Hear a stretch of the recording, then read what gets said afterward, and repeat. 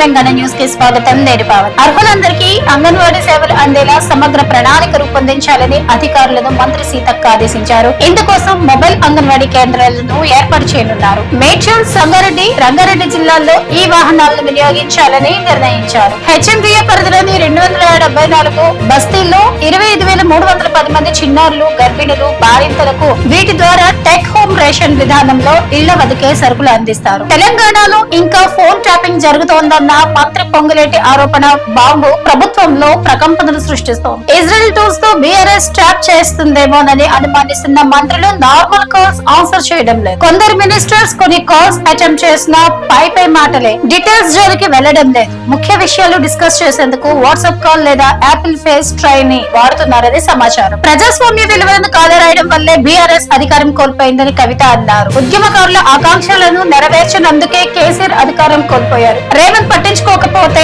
ఆయనను ప్రజలు వదిలిపెట్టరు అని హెచ్చరించారు. రాజకీయ పార్టీ పెడతానంటే తనపై దాడులు చేస్తున్నారని ఆరోపించారు. ఉద్యమ ఆకాంక్షలను నెరవేర్చడానికి తెలంగాణ పదం ఉండేలా పార్టీ పెడతారని ఉద్యమకారుల ఆత్మగౌరవ సభలో వ్యాఖ్యానించారు. సంగారెడ్డి జిల్లా కేంద్ర ప్రభుత్వ ఆసుపత్రిలో ఈ నెల 18, 25 తేదీల్లో దివ్యాంగులకు యూడీఐడి సదరం శిబిరం నిర్వహిస్తున్నట్లు జిల్లా ప్రభుత్వ ఆసుపత్రి సూపరింటెండెంట్ డాక్టర్ మురళీకృష్ణ గురువారం తెలిపారు. కొత్తగా దరఖాస్తు కోసం నిరంతరం స్లాట్ బుకింగ్ చేసుకునే అవకాశం ఉందని చెప్పారు. శిబిరానికి వచ్చేవారు slot paper, Aadhaar card, passport xerox, medical సర్టిఫికెట్లతో హాజరు కావాలని కోరారు. ఢిల్లీ పర్యటనలో సీఎం రేవంత్ పలువురు కేంద్ర మంత్రులతో భేటీ అయ్యారు. మామునూరు విమానాశ్రయానికి భూసేకరణ పూర్తయినందున అవసరమైన పనులు చేపట్టాలని రామ్మోహన్ నాయుడును కోరారు. కొత్తగూడెం, అంతర్గాం, ఆదిలాబాద్ ఎయిర్పోర్ట్లకు సంబంధించి చర్చలు జరిపారు. అశ్విని వైష్ణవ్ రాజ్నాథ్